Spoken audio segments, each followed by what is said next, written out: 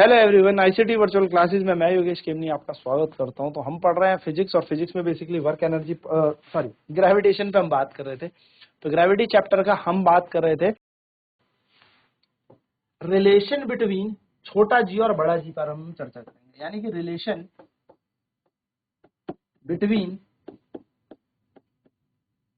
Acceleration due to gravity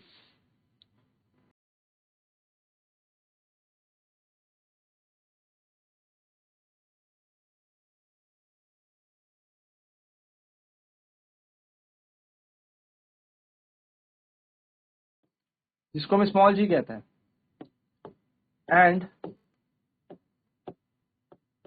universal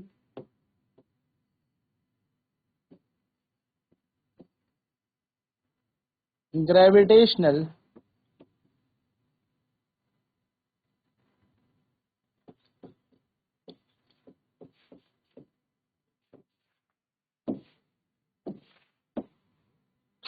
यानी कि मैं बात करूं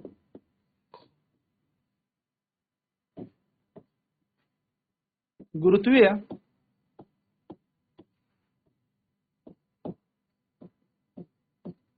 त्वरण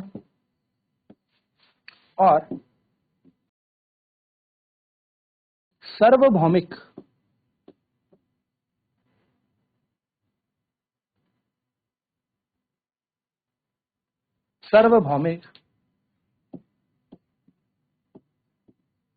गुरुत्वाकर्षण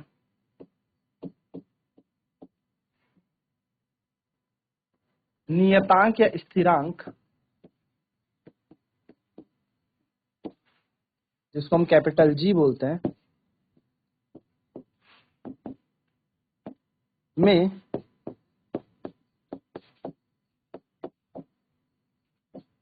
संबंध। मान लीजिए let me be the mass of earth. मान लीजिए पृथ्वी का द्रव्यमान कितना है me and re be the radius of earth.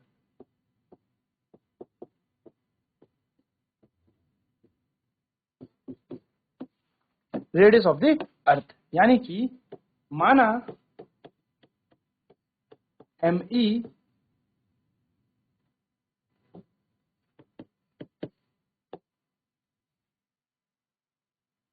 पृथ्वी का द्रव्यमान है और re पृथ्वी की त्रिज्या है।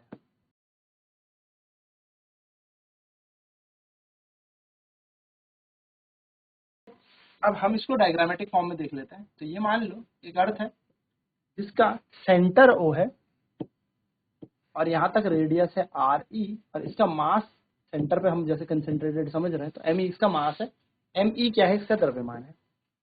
अब कोई वस्तु जो है इससे कुछ h ऊंचाई ऊपर बैठी है, बहुत ज्यादा ऊपर नहीं, मान लो 1-2 किलोमीटर ऊपर h ऊंचाई पर बैठी हुई है। कौन बैठे हुए? कोई मास m बैठा हुआ है, m कोई मास किसी हाइट h पे यहाँ पर बैठा हुआ है। So let a mass m be at a height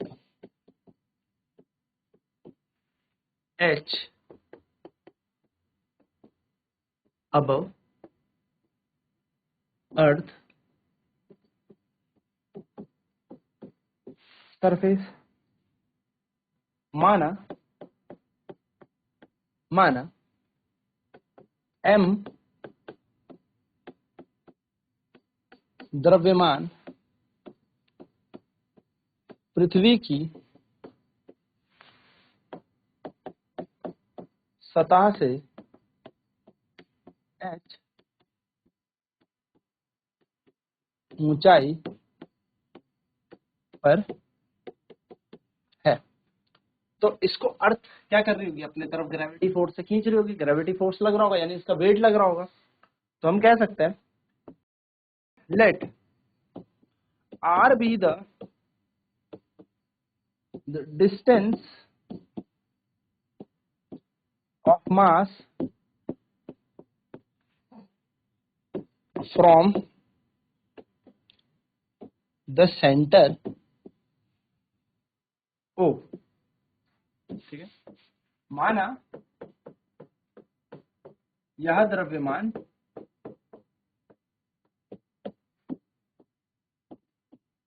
पृथ्वी के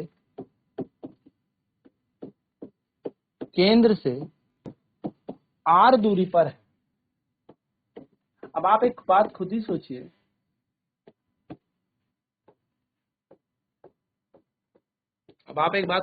जो r होगा, अब यहां से यहां जाएंगे RE और यहां से यहां जाएंगे H, यानी कि ये पूरा R है, तो R जो है वो किसके बराबर होगा, RE प्लस H के समान होगा।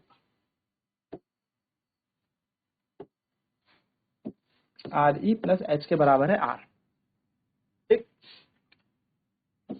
तो अगर मैं यहां पर बात करूं ग्रेविटी की, फोर्स ऑफ ग्रेविटी, जिसको मैं वेट कहता हूं, यानी कि वेट ऑन बॉडी, यानी कि गुरुत्वाकर्षण बल, वस्तु पर गुरुत्वाकर्षण बल किसके बराबर है, वजन के बराबर है। तो वस्तु का गुरुत्वाकर्षण बल जो है किसके बराबर है, वही वजन के बराबर या वस्तु के भार के बराबर होता है, वजन के बराबर होता है। तो यहां पर हमारे पास आ जाएगा W is equals to M into g, जो कहां लगता है, पृथ्वी के केंद्र की तरफ लगता है, एक्टिंग डाउनवर्ड। वहीं पर बात करें अकॉर्डिंग टू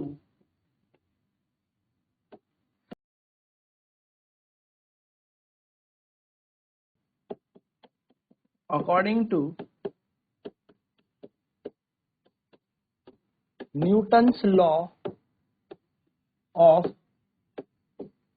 ग्रेविटेशन, यानी कि न्यूटन के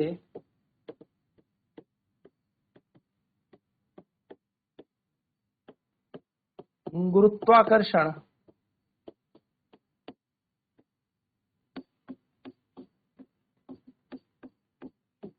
नियम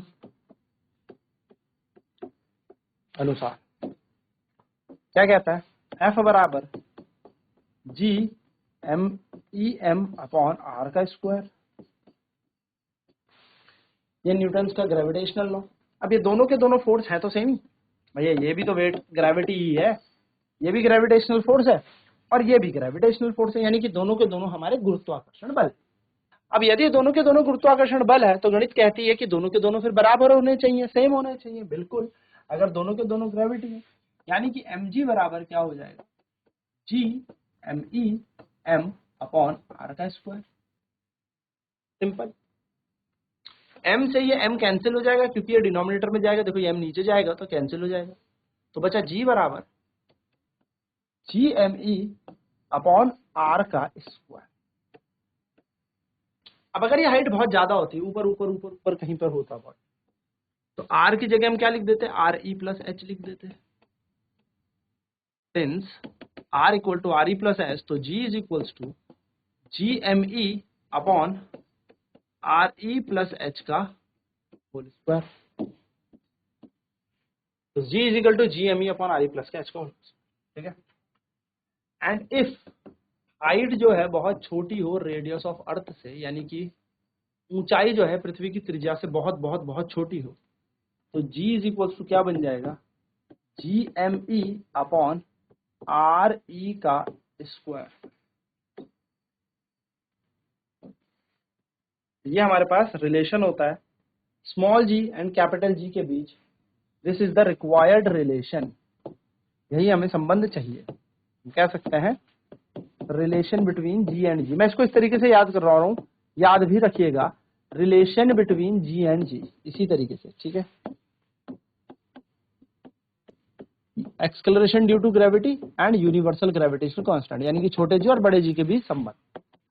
जी और कैपिटल जी यानी कि गुरुत्वीय त्वरण और सार्वभौमिक गुरुत्वाकर्षण नियतांक के बीच संबंध। ये इसी तरीके से याद भी आपको रखना है, ठीक है। चलिए नोट करेंगे फटाफट से, फिर अब इस पे हम क्वेश्चन करेंगे, न्यूमेरिकल सॉल्व करना शुरू करेंगे। तो हमने क्या किया, let a mass m be at a height h above the surface of earth, पृथ्वी की सतह से हमने कोई m द्रव्यमान ऊपर भेज दिया, ठीक है। अब ये जो m द्रव्यमान ऊपर है पृथ्वी की सतह से, वो h ऊंचाई पर है। तो हमने सेंटर पृथ्वी के केंद्र से इस यहाँ तक m द्रव्यमान तक की दूरी कितनी मान ली, r मान ली। तो r जो होगा वो r e प्लस h होगा, सिंपल सी बात है। r जो होता है वो r e प्लस h होता है, ठीक है। सो r be the distance of mass from centre of o, यानी कि r जो द्रव्यमान है वो पृथ्वी के केंद्र से, तो r जो त्रिज्या है, दूरी है, वो पृथ्वी के केंद्र से है, तो त्रिज्या प्लस ऊंचाई हो जाएगी। अगर हम फोर्स ऑफ ग्रेविटी की बात करें तो वो वेट के बराबर होता है, यानी कि वजन ही हमारा गुरुत्वाकर्षण बल होता है। तो वस्तु का गुरुत्वाकर्षण बल बराबर वजन हो जाएगा, तो F बराबर हो जाएगा mg, है ना। तो यही हमारा यहाँ पर फोर्स बन जाएगा। According to Newton law of gravitation, यानी कि न्यूटन के गुरुत्वाकर्षण नियम अनुसार F बराबर g m1 m2 upon r square होता है। तो हमने यहाँ पर क्या लगा दिया, वही फॉर्मूला लगा दिया। अब ये भी ग्रेविटेशनल फोर्स है, वो भी हमारा ग्रेविटी था, तो दोनों को हम इक्वेट कर देंगे, क्योंकि वजन भी क्या है, भार भी एक ग्रेविटेशनल यानी कि गुरुत्वाकर्षण बल ही है। m से m कैंसिल हो जाएगा, तो g बराबर बच जाएगा G M E upon R का स्क्वायर। तो g बराबर G M E upon R square. तो r की वैल्यू कहाँ से देखी जा रही है, अर्थ के सेंटर से देखी जा रही है। r की वैल्यू कहाँ तक, इस h पॉइंट, यानी कि h ऊंचाई जो सतह से h ऊंचाई पर था। तो यहां से यहां तक की दूरी आ रही ऊपर h, तो r बराबर क्या बन जाएगा, आर ई प्लस h बन जाएगा, ठीक है। चलिए नोट करेंगे फटाफट।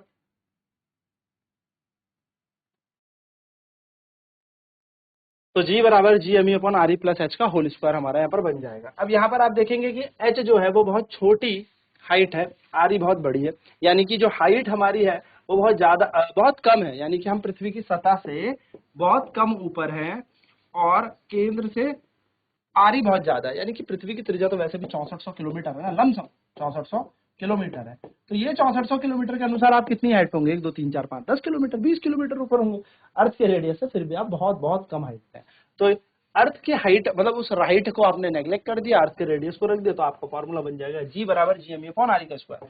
अब ये सारी वैल्यूज अगर आप पुट करते हो, जैसे कि मैं आपको यहाँ पर बता भी देता हूँ कि जो जी होता है उसका मान होता है 6.67 गुणा 10 की घात -11 न्यूटन मीटर का स्क्वायर प्रति केजी का स्क्वायर, ठीक है।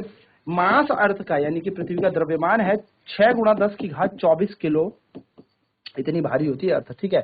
और रेडियस ऑफ जो अर्थ है वो है 6.37, एग्जैक्ट वैल्यू मैं आपको बता रहा हूँ, 6 मीटर 6.37 इंटू 10⁶ मीटर। तो इन सारी वैल्यूज को जैसे आप यहाँ पुट करेंगे, you will get the final answer as 9.8 metre per second square. That's why हम ग्रेविटी को 9.8 लेते हैं। जब सारी की सारी वैल्यूज आप पुट ऑन करेंगे फॉर्मूले में, तो आपको ग्रेविटी, यानी कि पृथ्वी की ग्रेविटी कितनी मिलेगी, 9.8। तो this is the formula, g is equals to G M upon R square. Now आपको यहाँ से ये आइडिया आ जाएगा कि रेडियस के इनवर्सली प्रोपोर्शनल है, रेडियस के स्क्वायर के इनवर्सली प्रोपोर्शनल है। तो अगर किसी की त्रिज्या बढ़ जाएगी, यानी कि रेडियस बढ़ जाएगा, तो रेडियस बढ़ने से ग्रेविटी कम हो जाती है। ये बात ध्यान में रखेंगे, फॉर्मूला नोट करेंगे, न्यूमेरिकल करना शुरू करेंगे। चलिए इस पर एक क्वेश्चन करना शुरू करते हैं। क्वेश्चन है, calculate the acceleration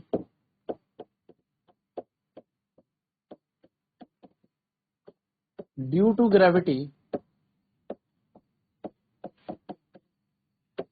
on a planet. Calculate the acceleration due to gravity on a planet whose mass is 4 times the mass of the earth and radius is half of the radius of the earth.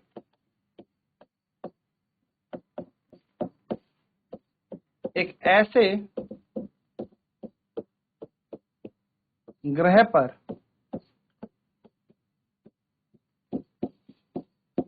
गुरुत्वीय त्वरण ज्ञात करें जिसका द्रव्यमान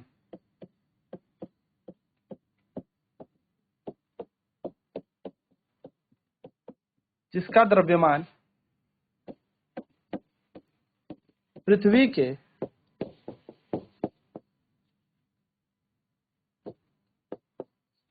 द्रव्यमान के 4 गुना है और जिसकी त्रिज्या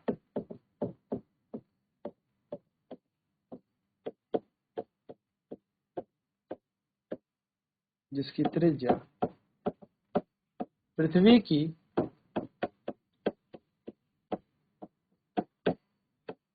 त्रिज्या के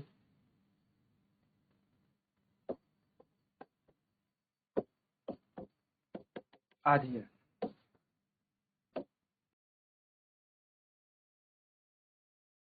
ठीक है, तो हमने माना ये हमारा अर्थ है। सबसे पहले मान लेते हैं अर्थ पृथ्वी, और पृथ्वी का द्रव्यमान me है, यहां से यहां तक की त्रिज्या कितना है re। तो मैं कह देता हूं me क्या है, मास ऑफ अर्थ।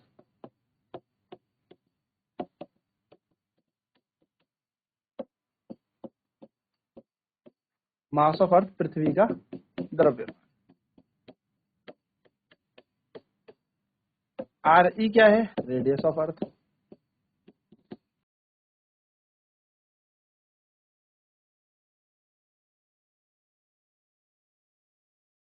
पृथ्वी की त्रिज्या। m मान लेता हूं मास ऑफ प्लेनेट, या mp ले लेते हैं, और rp मान लेते हैं radius of planet. mp is equal to mass of planet, यानी कि ग्रह का द्रव्यमान,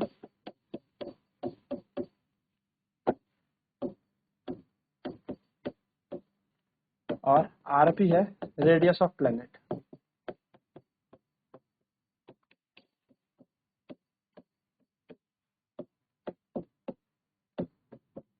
ग्रह की त्रिज्या, या ग्रह की त्रिज्या। अब क्वेश्चन क्या कह रहा है, अकॉर्डिंग टू क्वेश्चन,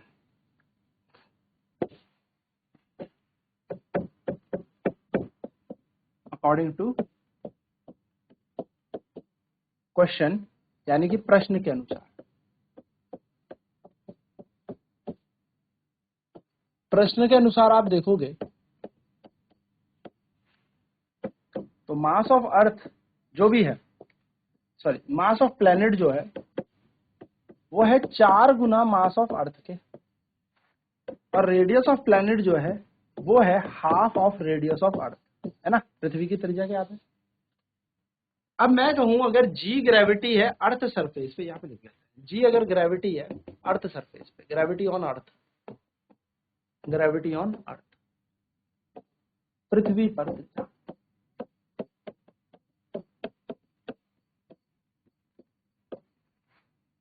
ठीक है, पृथ्वी पर त्रिज्या है जी, और जी पी हो गई आपकी ग्रेविटी ऑन प्लेनेट।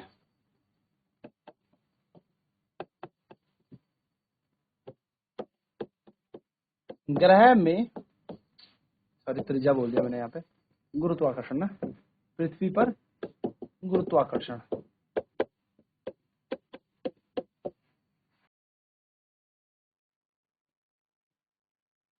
तो जीपी होगी ग्रेविटी ऑफ प्लेनेट, यानी कि ग्रह में गुरुत्वाकर्षण। तो बस अब आपको प्लेनेट अर्थ का क्या निकल जाएगा, फॉर्मूला पता है, G M E upon R E का स्क्वायर। प्लेनेट में निकल जाएगा G mass of planet upon R P का स्क्वायर, यही तो होता है। तो ग्रेविटी कैसे निकलेगी, देखो जी की जगह जी, मास ऑफ प्लेनेट कितना दिया है, प्लेनेट यानी कि ग्रह, तो 4me, तो हम यहाँ लगा देंगे 4me अपॉन आरपी कितना दे रखा है हमें, आरपी दे रखा है हमें 1/2 आर ई, इसको भी यहाँ लगा देंगे। तो 1/2 आर ई का होल स्क्वायर, बस सॉल्व कर लो। तो जीपी को जीपी छोड़ दो, ये बन जाएगा 4 GME। 1/2 का मतलब होता है 1/4 RE का स्क्वायर, ये 4 चला जाएगा ऊपर तो बन जाएगा 16 GME अपॉन RE का स्क्वायर। अब आप देखेंगे जरा तो क्या GME अपॉन RE की वैल्यू G के बराबर है, तो GME अपॉन RE का स्क्वायर हमारे पास G के बराबर होगा, तो हम कहेंगे gravity on planet will be 16 times of the gravity of earth, यानी कि उस ग्रह में जो गुरुत्वाकर्षण आएगा वो पृथ्वी के गुरुत्वाकर्षण से 16 गुना होगा, यानी कि gravity on planet is equals to 16 into 16 times gravity on earth।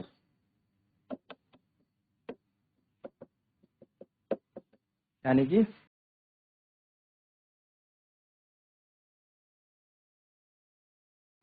ग्रह का गुरुत्वाकर्षण